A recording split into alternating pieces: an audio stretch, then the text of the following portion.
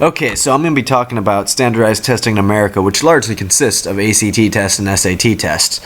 But first, I'm going to be giving a brief history because while testing methods have changed, the purpose of the test has relatively remained the same.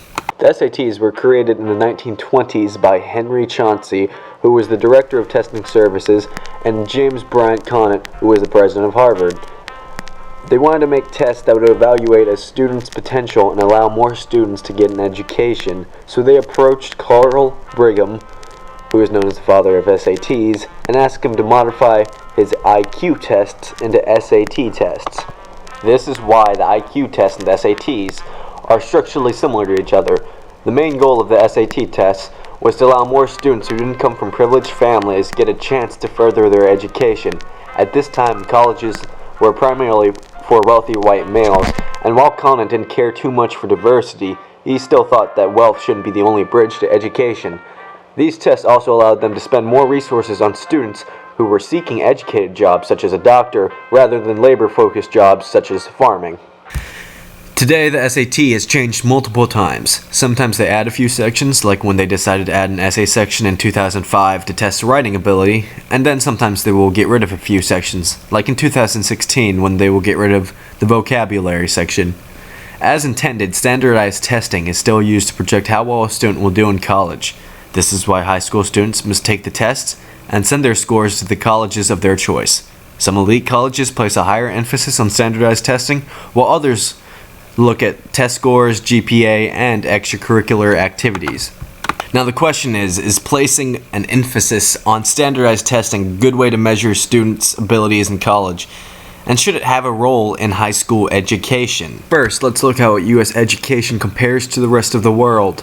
This chart is from the U.S. Department of Education, and it shows how U.S. students average in science test scores compared to the rest of the world. As you can see, the U.S. is ranked number 29th and ranked around this area in most other categories. Results like these have brought up laws like No Child Left Behind and Race to the Top. No Child Left Behind, signed by George W. Bush, intended to bring students to an adequate level of education. To measure this, students are tested starting from grade 3. The school's responsibility was to make sure that students are performing at the state's adjusted education level. If the school wasn't reaching the adequate levels, then the state could intervene and close the school or find ways to fix it. It would allow students to go to other schools or offer free tutoring. Race to the Top was signed during the Obama administration and is in effect in a few areas of the United States. It is similar to No Child Left Behind and is instead of schools being held responsible, the main difference is that teachers are now held responsible for how the student does in their tests. While these laws are intended to help students, it has faced some criticisms because these laws use standardized testing to determine whether or not students are performing well in class. Teachers are more likely to teach how to take the test rather than go into the depth about their subject. Also, the standardized testing doesn't test on subjects like social studies, art, so schools and teachers are going to place a higher emphasis on the tested subjects to reach state set levels. And it would be silly for them not to when their funding, and in some cases salary, is dependent on their students' test scores. This brings up the next criticism. There's evidence to show that students that come from wealthier families have better test scores. The results of the test show that wealthy students are more prepared for the test. They may have enough money for SAT, ACT tutoring, and usually go to a school that provides a better education. Schools in low-income areas don't offer as much coaching opportunities as other schools, and also may not get the funding they need due to students not reaching the adequate test level scores. Many educators argue that placing so much emphasis on a standardized test hurts the classroom. Teachers don't have as much freedom to teach the subject the way they want to, and some educators argue that standardized testing doesn't tell the whole story of the student. This is why some educators want more emphasis to be placed on high school curriculum rather than standardized testing.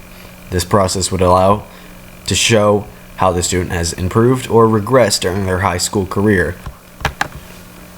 Another criticism of the standardized testing method is that it tests a student's capabilities just on a few days, which can be very stressful for a student. A report from New York's Association of Psychologists showed that test anxiety has increased since the addition of No Child Left Behind, and because these tests mean so much, the students' anxiousness can increase. This can lead to suboptimal grades, which could mean that colleges would get a poor reflection of the students' actual abilities.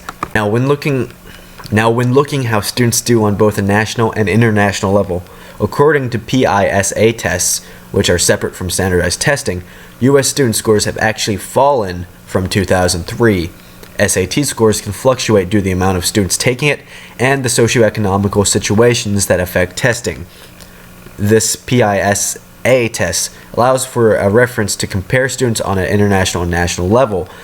These tests have shown that depending on the SAT and ACT to guide how teachers teach and what students learn may result in less intelligent students.